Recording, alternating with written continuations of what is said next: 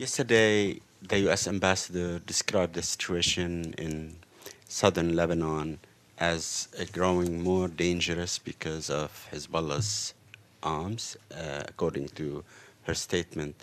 Uh, do you share, from the UN perspective, the same um, assessment with the U.S. ambassador? Second, on the fight along the border between the Lebanese army and Daesh. Do you have anything to say on that? Thank you.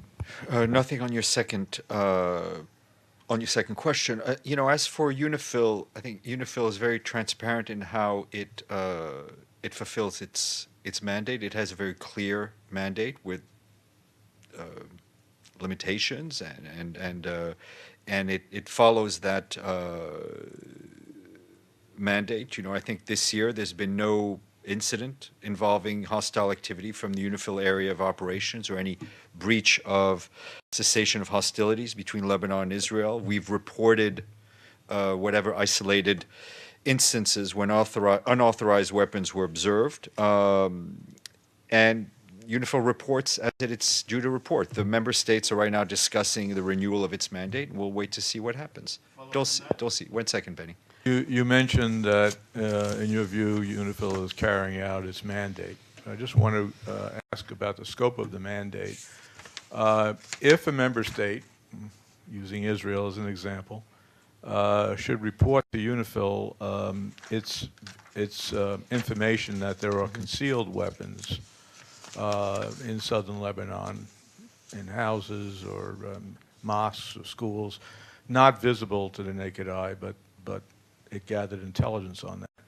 Would the mandate include UNIFIL sending out proactively inspectors to follow up on that information? What I can tell you is that UNIFIL's mandate does not authorize accessing private property unless there's a credible evidence of a violation of Resolution 1701 and an imminent threat of hostile activity emanating from that specific location.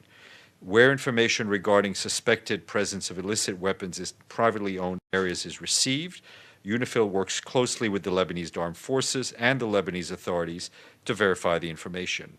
Lebanese authorities have the primary responsibility for ensuring that there are no unauthorized weapons in the area between the Litani River and the Blue Line.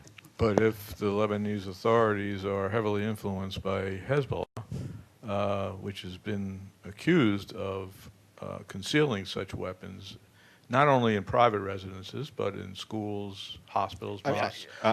Is that what you're saying is that it's just delegated out to the Lebanese authorities? No, what I'm saying is that the Lebanese authorities have the primary responsibility.